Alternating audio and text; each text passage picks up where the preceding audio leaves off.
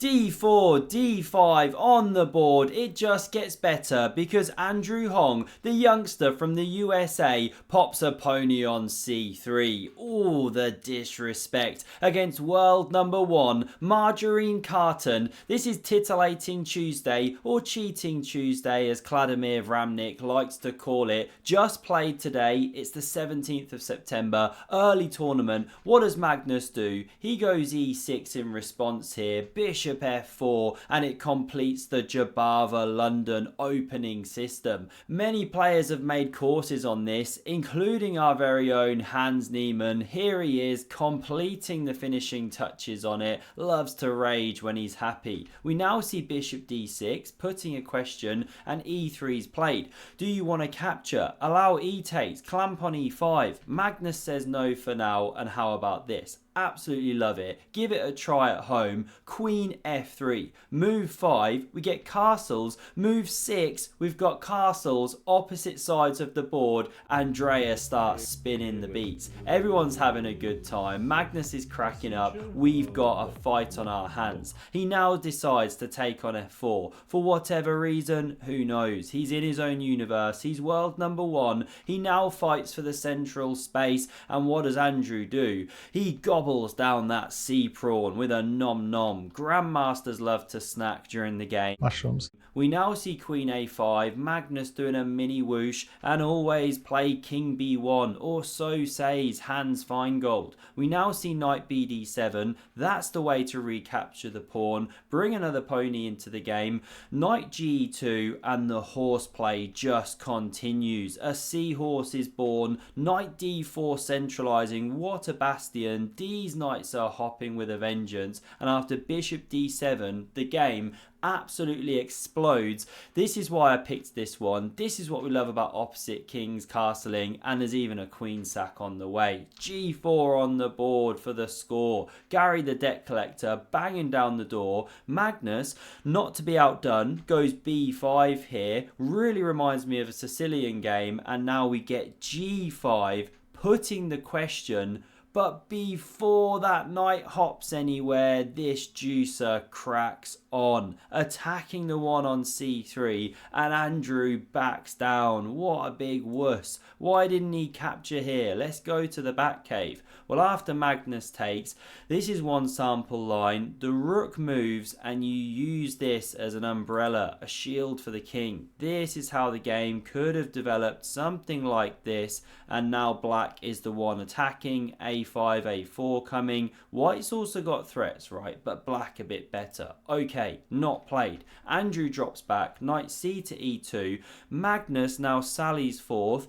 He's dominated the E4 square since this one moved. We get Knight C1 looking to do some defensive work, and now Magnus puts the knight on the edge of the board, normally a cardinal sin as they say in chess, and he's on his way to an absolute brilliancy. After Bishop D3, here it comes, but first I could say something clever to link chess with back-end coding, but I'm not even going to try and do it. Big thank you to the sponsor of this video, boot.dev. The product speaks for itself. Have a listen to this. If you ever wanted to learn to code, then boot.dev is the absolute smartest way to do it, because it doesn't even feel like you're learning. They've turned the entire learning experience into something that feels more like a captivating roleplay game. And so within less than an hour, you'll have already written an absolute ton of code. Because boot.dev know from experience that this is the best way to learn.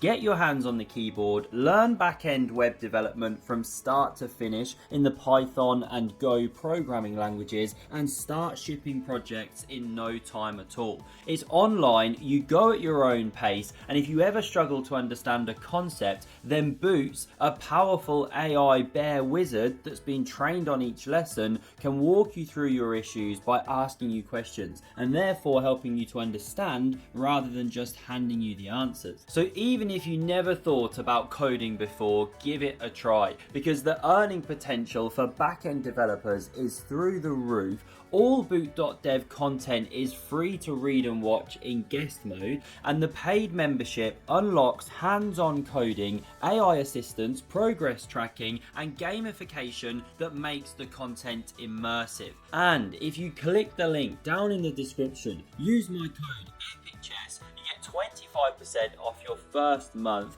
or even your entire first year if you choose an annual plan. Do seriously check it out, link in the description. Really cool product, tons of free stuff. We're cracking on with the game here. Magnus now lands an absolute brilliant C with knight A to C3. Gets the double question marks of honour. If the king moves, then simply this rook drops. It's not good. The attack still rages on. So that one is captured. But it looks absolutely suicidal to open that B file, offer queen A3, Lolly's mate on the way, but there's a plan on Andrew's end. He takes on E4 here. Just laughing, sorry about Andrew's end. That sounds very weird. And his idea is that he's opened up the queen on the C3 pawn. He's laterally attacking, also cleared the D3 square. Magnus now goes queen A3. Absolute brilliancy. Threatens mate here. The best move, according to Stock Mollusk, is taking on H7, but not played. We see knight D3 immediately, covering the mate. Magnus flicks in the check here. The knight blocks the way, and now he should take on E4. Best move. However, not played. He goes sniper to B5, saying, okay, I'm going to take the knight on D3, eliminate the defender of the square, checkmate you. Really logical idea, but he's overlooked something. Andrew rubs his hands, licks his lips, spots it, and goes bishop.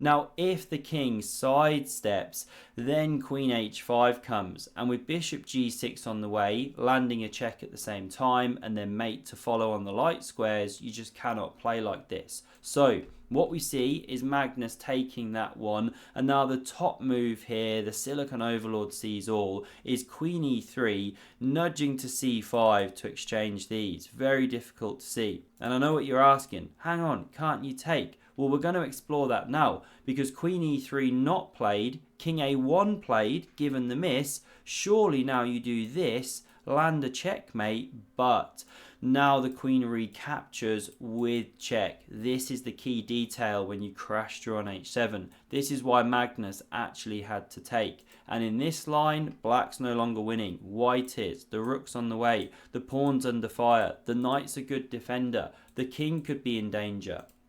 So we come back here, Magnus didn't capture, he instead puffs out his chest and he's like, do you even rook lift, bro? He wants rook a6, then queen crashing through on a2, mate. So we see rook b1, excellent defensive move to cover b2, and in the event of rook a6, you've got knight c1, but not played. Magnus changes tact, goes bishop c4, we get knight d to c1, opening the queen on the c pawn. Magnus could defend like this, but then knight e2 comes, intensifying pressure. So he goes a5, great move. He's so good at switching the plans when he needs to do so.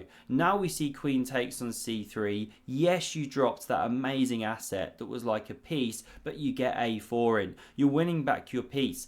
The knight's glued to the square, or the queen drops off the board. Queen d4 best to hit this one, but the check is flicked in. They're low on time now, scrambling. King g8 and g6, a nice move to crack things open, but the queen slides back, hits that rook. Magnus doubles, and now these are some of the top moves according to the Stock Nest monster. None of them, however, played. Instead, we see h4, ambitious but way too slow. And Magnus now comes up with an absolute perler of a move here. Really love this one. What does he find on seconds?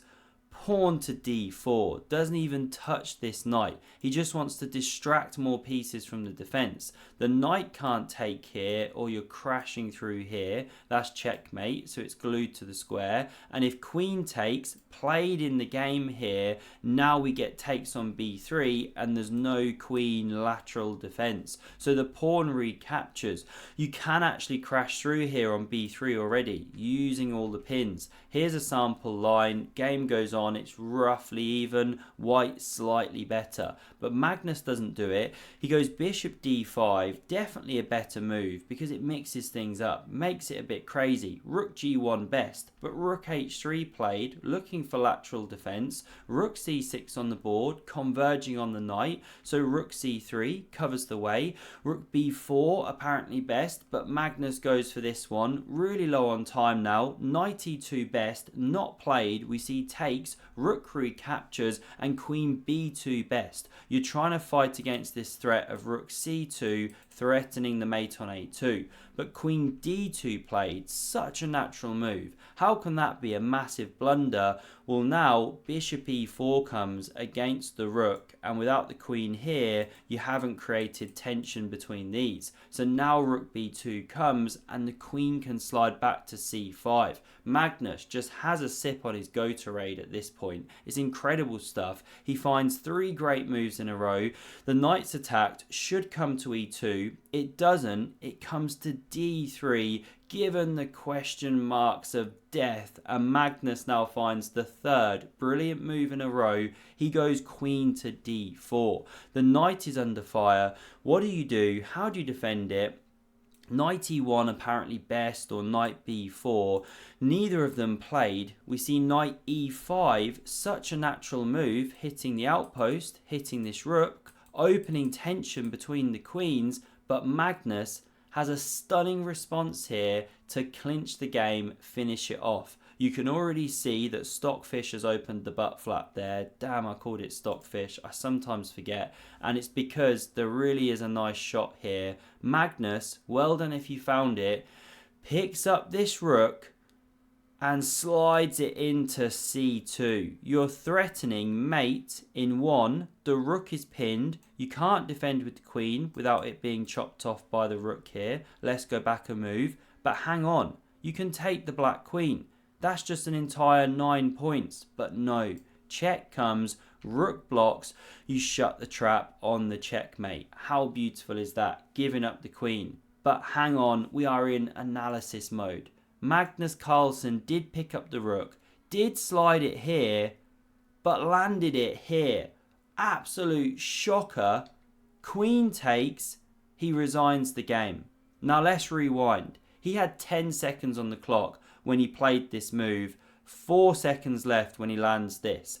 I reckon this is a genuine mouse slip. He saw the tactic, wanted to put it on c2. I really struggled to believe he's just chucking an entire rook. Not sure what he even would have miscalculated by putting it on c1, especially with 10 seconds on the clock. But I am biased because I love Magnus videos, right? And I needed a good title. But seriously, I do think it was a mouse slip. Anyway, stunning game. Should have been a queen sacrifice right at the end there. This should have been the finish that we all wanted to see. Hope you enjoyed. Do check out boot.dev in the description, especially if you're looking to get into coding, and check out the video on screen for another epic game of chess between Magnus and Andrew Hong from a couple months ago. Stunning game. Thanks a lot and see you soon.